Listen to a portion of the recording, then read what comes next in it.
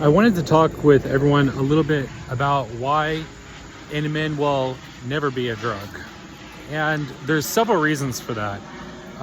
As some of you know, I'm a molecular biologist and I have a background in physics as well. I've worked in several labs.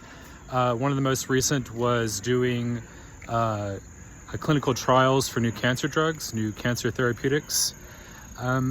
So let's start off with the fact that NMN is a form of a B vitamin.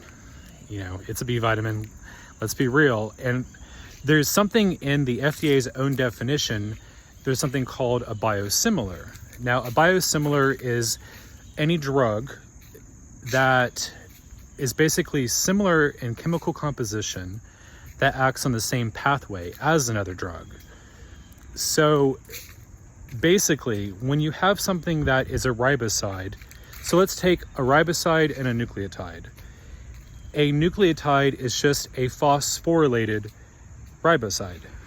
So nicotinamide riboside is basically the same thing as nicotinamide mononucleotide. The only difference is the mononucleotide is phosphorylated.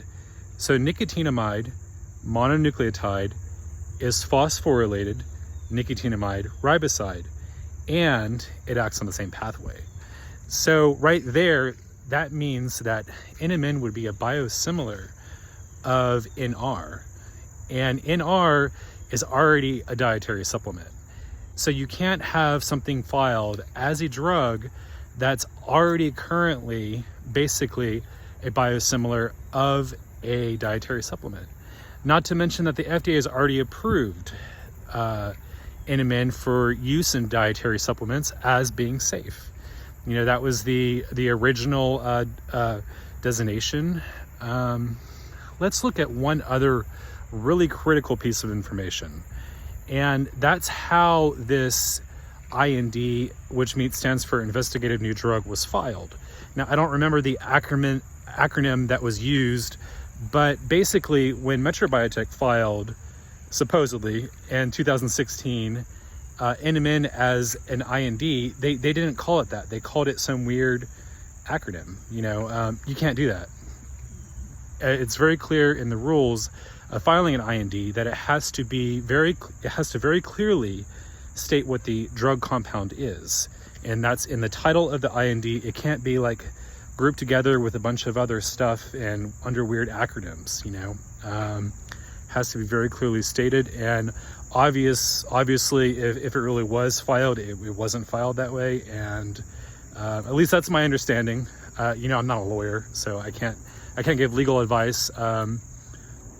But these are serious issues that I think will have to be contested with. And let's just go into the fact that B vitamins are essential. They're essential for your health. And when you start turning basically common foods and vitamins into drugs, and you start patenting them, you start to really bring real issues that will, you know, it'll drive up the cost of food and vitamins.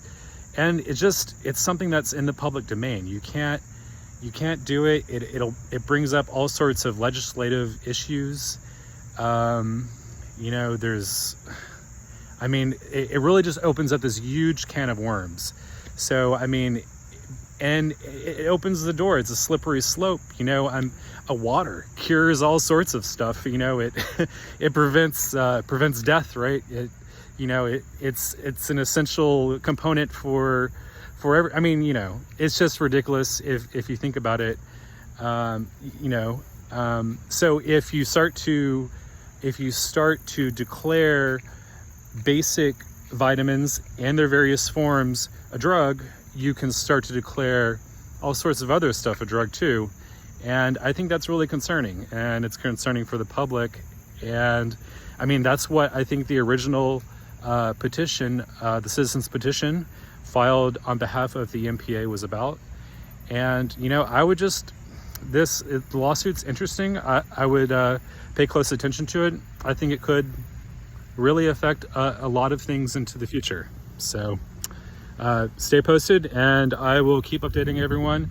We're gonna have some more cool foraging videos coming up. I'm pretty excited. This is August. It's a great foraging month. It's going into September pretty soon. We're up here in Northern Illinois, and I hope you just come on some adventures with us. We're always looking for new compounds in some of these mushrooms that can be of potential health benefit to everyone. And we're just super excited, and we're just glad that everyone's coming along on this journey with us. So thanks.